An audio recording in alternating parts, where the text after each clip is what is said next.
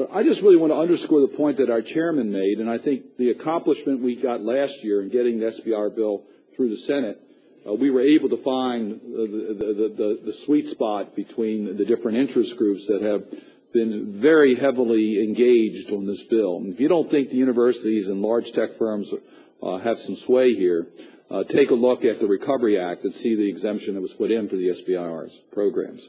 That was a very major disappointment, and it came out. We're still wondering to this day how that came about. But I think the point that you mentioned, Mr. Wisner, about the universities, I'm puzzled as to why. I mean, I look at our two great academic centers, the University of Maryland and Johns Hopkins. Both are expanding in Montgomery County because of the tech firms that are there. And they're the small tech firms. Mr. Hernandez, you pointed out that you not only have a good relationship, I think you license technology from the universities in order to get your work done. So that collaborative effort is clearly feeding on each other.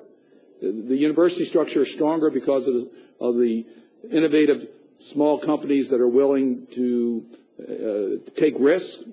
And I'm going to get around to a question to you, Mr. Hernandez, because at the end you said you supported the compromise that we reached last year, and I want to make sure you still feel that way, because we reached a compromise that truly was a compromise. It was not as much as I think some of the smaller companies would have liked to have seen, but at least puts you in the ball game with able to use venture capitalists as part of your ownership.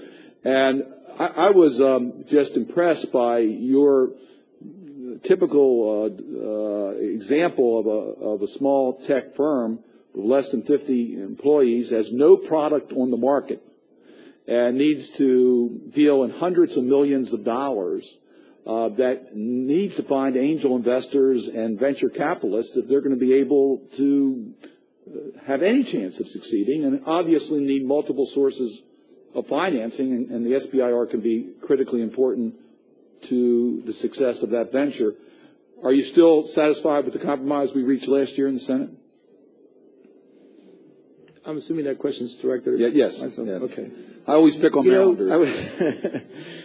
We obviously have a great appreciation for the state of Maryland. They have been utterly supportive to the biotech industry. We are very, very honored to have amazing relationships with Johns Hopkins and the University of Maryland. I actually serve as entrepreneur in residence for the University of Maryland College Park, and that entity is one of the most supportive entities I've dealt with in my career. MIT has been another entity where I spun out a company out of, and actually housed it in College Park. They have a great incubator there. So this fight that exists in this virtual world, I don't experience it. I don't see that. I think it's really a collaborative effort, and maybe that's a byproduct of where we're located. With regards to the compromise, we support the Senate passing this bill. The work that you guys do is magic to us. We let you guys do that work. We just want a bill done, right? I think it's imperative that we do that. We'll let you guys do the work that you do. This other comment about the venture community is really an important one that we have to understand here. The venture community has been on the sidelines for a couple of years. The market has really shook them up quite a bit. It is imperative that we bring them back to the table, if you would. One way to do that, in my humble opinion, is to make sure that you provide technologies that have been somewhat de-risked. And here's what I mean by that.